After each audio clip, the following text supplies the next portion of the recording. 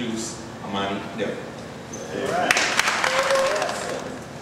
Alright, well, to be honest, it took me a while to get this. And thank my parents for encouraging me, and all these, other young adults and even the youth even encouraging me to do this. And everyone asks me, are you ready? No, I'm not ready. But no. Yeah, you will. God help me. Okay. I don't really have a title for this. They say all the title will come to you as soon as you get up there, but it hasn't really hit me yet. I have so many titles in mind, but I put change on top of it, but I feel like change is not the appropriate, not what I was planning for it to be. So I want to pick your brains this morning. I know it's early, but I want you to go way back to when you were 5, 6, 7 years old, and what did you want to be when you grow up? Just shout out whatever it is, even if it was crazy. Nurse.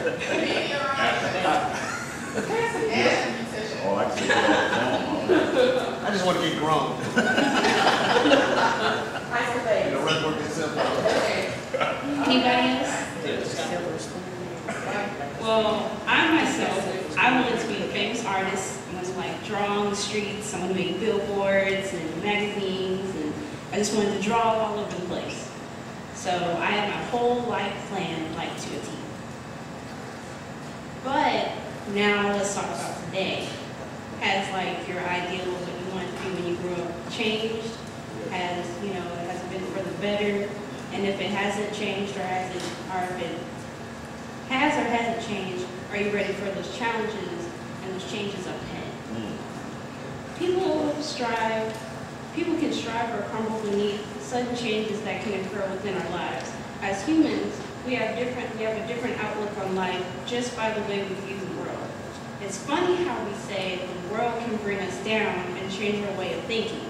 But in Jeremiah 29:8-9 says, yes, believe it or not, this is the message from God of the angel armies, Israel's God. Do not let those so-called preachers and know-it-all who are all over the place take you in with their lies. Don't pay attention to the fantasies they keep coming with just to please you. They're a bunch of liars preaching the lie and claiming I sent them, and I never sent them. Because from the Message translation. Yet, I believe we fail to forget that our world is our life anyway. Our life involves church, fellow members, friends, family, co-workers, classmates, even ourselves. Even we can bring our point of view of the world down. So, what kind of negative things that, when you discourage yourself or you feel like you're not able to do something, what comes to mind? What do you guys, think when you can?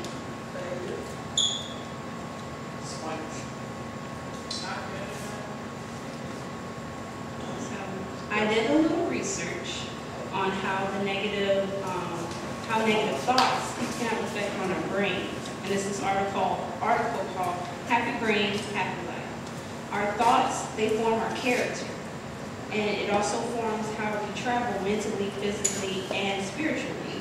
It actually saps the brain, slows it down, and stops its ability to function. And it can also cause depression. And also, this type of, thinking of having lower self-confidence, it lowers our self-confidence, but it also lowers our confidence in God as well. But we have to remain confident in this. I see God's goodness in exuberant earth. Stay with God. Take heart. Don't quit. I say it again. Stay with God. Don't quit. Psalms 27:13-14.